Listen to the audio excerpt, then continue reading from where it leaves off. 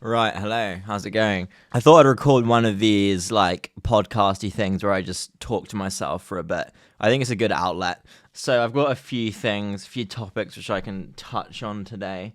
Might branch off, might go on some tangents. I've been watching recently a lot of episodes of this show called World's Strictest Parents, and it has many incarnations, right? Like there's a British one, which is the one I've been watching. There's an American one, which I haven't really watched. And there's like an Australian one, and there's a New Zealand one. I'm sure there are other ones. Probably an Irish one. Who knows? I think an Irish one would probably be quite good. But yeah, like I think it's reality TV. Like if you haven't seen it, I think it's. I mean, it's. Well, let's explain. Like you can go look it up. World's Strictest Parents. Basically, the premise is they take kind of two badly behaved teenagers and they send them to live with like a really strict family, normally in another country. I think always in another country, actually. And the point is like they kind of learn some, not to take everything for granted, and they learn some like discipline and stuff. And I think as reality TV goes, it's quite thoughtful actually. They kind of explore what the teenagers' problems are. And like kind of like often they have like dysfunctional relationships with their parents, or actually pretty much always they have kind of a pretty bad relationship with their parents, and they kind of break that down and why and like what happened in the past. Like the main problem I have with the show is often it's very sort of, it paints discipline and authority as just intrinsically good, or more so actually the show always kind of sides with like the strict family, and sometimes I fully agree, but there are some times where the family is just like, because often like strict families, right, they're often very religious and they're often very conservative. Like there's one where the family is like this really conservative Christian American like police family, and it just kind of paints it as like, oh, they these kids, this good, they're getting some like authority.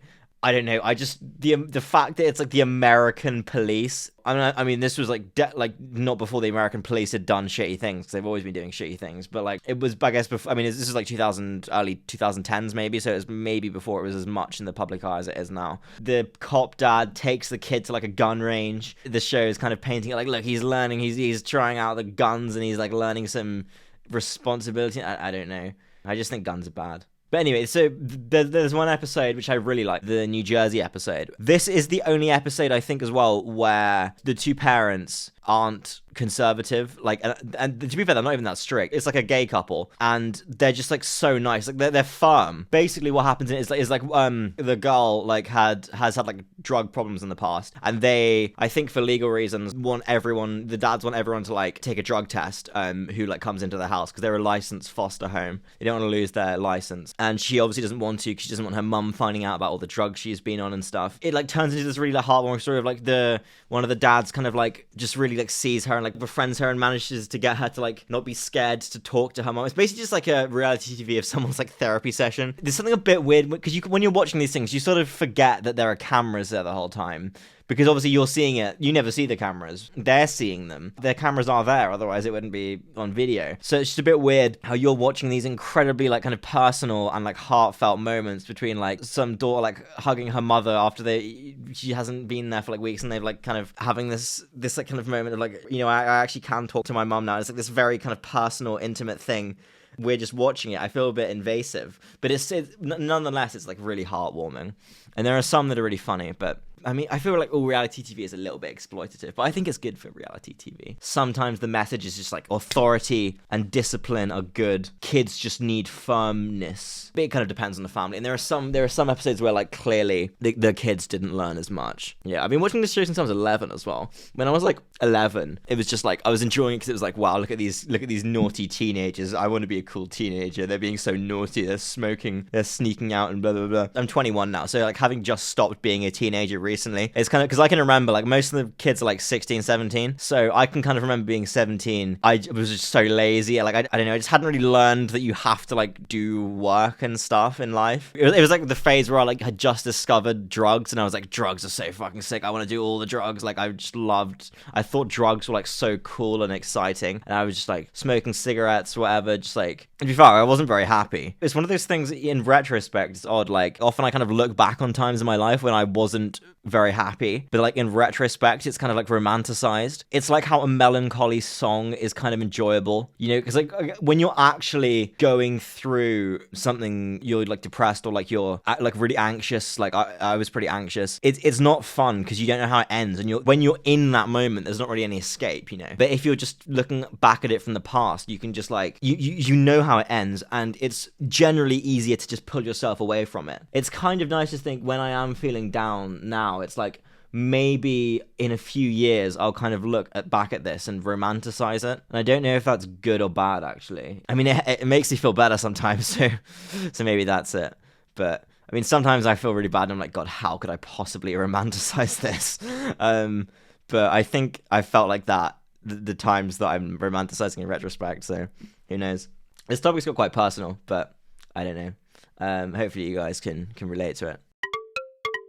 The next thing I want to talk about, and this is much more lighthearted, is just there's this cafe in Falmouth. It's not a cafe actually; it's a deli, I think. It's called Sabzi, and they do incredible cookies. If you're ever in Falmouth, which is a town in Cornwall, which is a county in England, which is a country in the United Kingdom, which is a country in Europe, which is a western part of Afro-Eurasia, go to Sabzi because it's a good deli. They do amazing cookies. But I like go in there every day and get pretty much every day a lot and get a cookie. They're amazing. They're like a muffin crossed with a cookie. They have like, I think they make them with like a scoop of ice cream or something, and then it just like flattens out. Like they're like flying saucer shaped. The top is like round and thick, and it's really gooey in the middle. Like it's almost dough in the middle. It's like rare. Like it's not a steak, but if it was a steak, it'd be like very rare.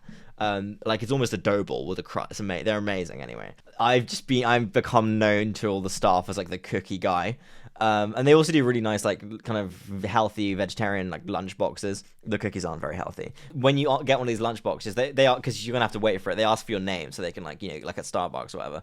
Whenever someone asks my name, like, in a cafe or anything, like, something kind of slightly formal like that, I just always, and if it's, like, on the spot as well, I always just be like, Oscar, because that is my name. That's what it says on my passport. But it's just like most people call me Ozzy, and being called Oscar feels like a little bit formal. Like I don't know, because that's like what doctors and stuff call me. But yeah, so they all call me Oscar, but it's just like seems really odd. The other day I was in there and the woman was like, "Oh, you should be our cookie connoisseur. You should like review the cookies." And I was like, "Yeah, I like the chicken connoisseur, blah blah blah." But when I stopped to think about it, if I was to review their cookies, it'd be really boring because the cookies are so consistently good. Like I've had like one that was like subpar once, but maybe one that was a bit flat once. They're like 99 or like I don't know 48 times out of 50 or whatever. They're literally like you couldn't tell them apart. They're like so close, which is incredible because I think they're like handmade. I don't know, like maybe they're not. Maybe they have a machine. They could like I guess they're just measuring their ingredients really precisely. Like yeah, maybe I should try and get a job there. Oh, I should try and get a job there. It probably sucks. Like it's a nice place to work, but then if you got fired, it'd just be awkward because you go in there getting your cookie and they'd be like, oh, why did you piss in the dishwasher or something? Yeah. Yeah, so I've just thought of another topic, and this is not like fully formed in my head. So let's just see where this leads. So I'm studying fine art at the moment. I'm only in first year, but I kind of have that like standard reaction to kind of modern art where I just think it's a little bit pretentious, or I kind of instinctively find it a bit pretentious and just like, oh god. But like I wonder if that's actually because they teach you a lot about like kind of the theory and stuff. And they show you a lot of modern art and like conceptual art and stuff. They teach you kind of about the meaning behind it and stuff. And I wonder if that is just a prejudice that I have that's sort of irrational. Like my kind of reaction to modern art is just, oh my god, that's so fucking pretentious. Like that's so, and I think some of it is just the more that I kind of think about that modern art, I'm like, yeah, I mean, like I guess it's nice that kind of thing exists, and it's nice that the kind of artistic, I don't know, establishment is like allows that kind of thing. Like it's kind of nice that anything goes, even if it means that a lot of shit gets made or a lot of kind of low effort stuff gets made. It's nice that you are able to do such general kind of things. There's so little rules that you can kind of do anything you want, because it allows people to explore things in really kind of creative and like unorthodox ways, and their work isn't like shunned as not being like art, because anything goes as art. And obviously what that means is like you get charlatans and you get people who are just bullshitting. I was listening to this podcast about like funny stories from art school, and one of them was like, I had a friend who did a performance art piece where he died and then he didn't come back into school for the whole term. He didn't actually die, obviously. Yeah, but I don't know, like I also realized I've known some people who did like really kind of Jackson Pollock-y paintings, and I was like, oh my god, those are so shit. Maybe it's just to do, because since then I've met people who do Jackson Pollock-y paintings, but I like them like as people. So the people who did them, who I knew before, I didn't like as much. So is it just based on how much I like the people? Is how much I like their art? Which is like, I don't know.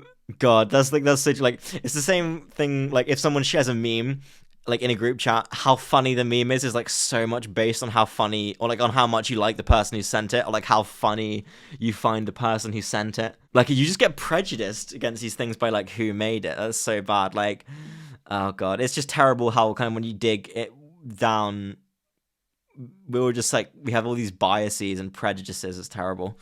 I had another point. What was it? No, what I was gonna say is Jackson Pollock. We saw a film about him.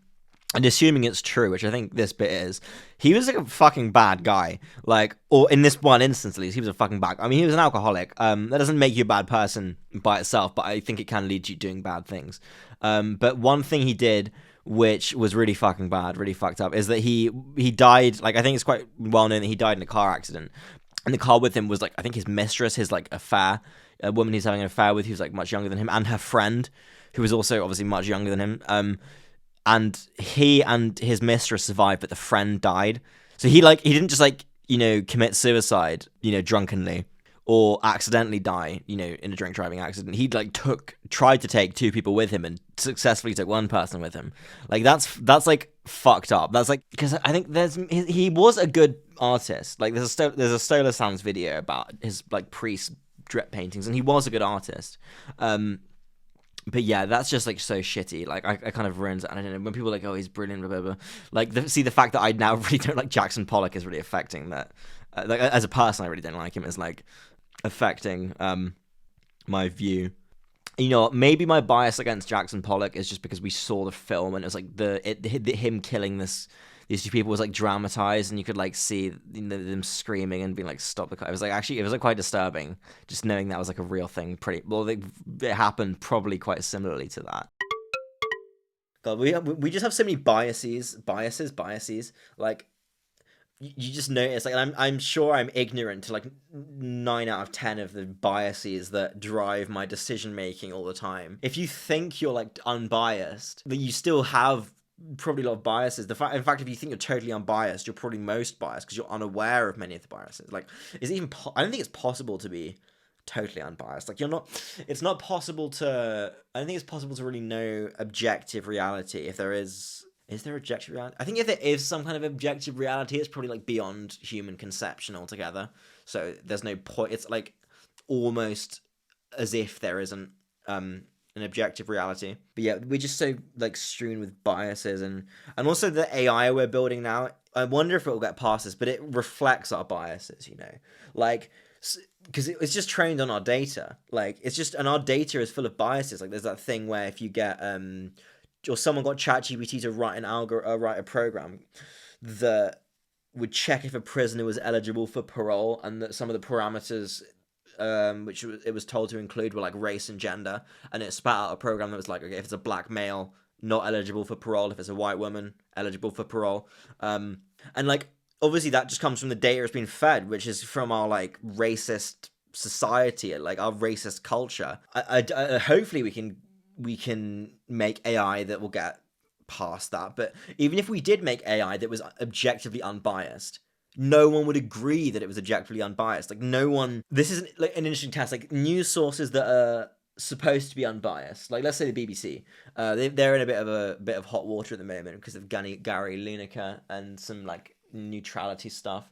But let's just assume the BBC are unbiased, right? Whether or not that's actually true. Like, people who are to the right of the BBC think the BBC is like, the BBC is so fucking woke, it's way too left, this fucking communist propaganda, and people who are like to the left of the BBC, like me, we're assuming it's neutral. Both sides are kind of unhappy with it, which is maybe a sign. But imagine if there was some AI that it was even trying to be as objective as possible, or was as objective as possible. No one would think it, and there'd be scandals about how, like, this AI is not actually objective. You know, it's being marketed as being unbiased by the billionaires, by the communists, by the liberal elite. You know, by them. But that's just because they want to push their viewpoint onto you. It's actually incredible. You know, how the fuck do you tell if an AI is being unbiased? I think Tom Scott did a talk about a thing where it's like the algorithm for truth. Like, if there was an AI that like could always tell the truth and it was always right, but then it disagrees with you on something really important, would you be more likely to like change your mind, or to just say the AI is wrong in that instance, or generally? People will jump through fucking hoops, I'm sure myself included, to justify our you know, preconceptions, the beliefs we have, which are wrong. But I don't know, we're just stubborn. Like, changing your mind, it takes like it takes guts to change your mind, in a way, because you have to kind of admit that you were wrong. You have to admit there was like, you have to rethink your worldview. You have to kind of think about how just you are capable of being wrong. The people who you hate might be right. The people who you disagreed with might be right. It's like, it's hard, you know. Like, it's like admitting defeat, and admitting defeat is often hard. I always fucking aspirate all the T's and P's. T's and P's. I might even fucking affricate them if you're not careful. T's and P's. Yeah, like, when I speak Tokipona, I always just aspirate everything so badly. Like, and I know how not to, I think, but just in rapid speech, like, Dokipona. I'm not aspirating that, right? Like, I think this is a real English speaker thing, but I just hear like aspiration, or the lack of it, as like voicedness, pretty much. Like, I hear like, if I say like B, it just sounds like B rather than B. Or in Spanish, if you say like de, I think I'm saying te there, right? Like you, de, the second person dative pronoun, but de. I don't fucking know. I like, aspiration's wild in English. Like ski has a K in it, but it sounds like it has a G in it because it's not aspirated. Like, this is fucking wild. And now I hear aspiration. Like, when people are talking, I can like hear the aspiration. You zone in the little puffs of air after everything. Like, now you're gonna do it. I can't pronounce any plosives because you'll hear the aspiration, which would be terrible. So I live in like a halls of residence at the moment, like a student accommodation, which we just call halls in the UK, if you didn't know, if you weren't clued up on that. Basically, so my halls has like it's like a kind of ring of buildings, and there's like a courtyard in the middle. And my room overlooks the courtyard. And one day I was like sitting just on my computer, whatever, and I heard like this weird sort of moaning coming from the courtyard, and it kept going, and I was like, wait, hang on, people are fucking in the courtyard, right? Like, what the so I mean, we have a group chat with like everyone in the halls, and so I was like, I wanted to know if I was like hearing this right. So I put in the group chat, like, can you guys hear people fucking in the courtyard? And then I got up from my chair, and I realized that I guess the just acoustics of my room had been like bouncing the sound around weirdly, because it was not in fact coming from the courtyard. It was coming from my flatmate's room. Which I should have guessed, because I don't know why people would be fucking in the courtyard. It seems way more likely that people would be fucking in the bedroom. And my flatmate, I saw a few minutes later, he just like liked, it was on Snapchat, he just like did a big like green thumbs up react to the chat. But then it kept happening. So I got this like shitty Bluetooth speaker. It happened a few times at this point. And as soon as I heard it again, I just blasted CBAT like as loud as I could. And I think it stopped, actually. I think I've probably talked for long enough. Hopefully I can whittle this down into something that's interesting. Thank you for watching if you've made it this far. Ciao, ciao.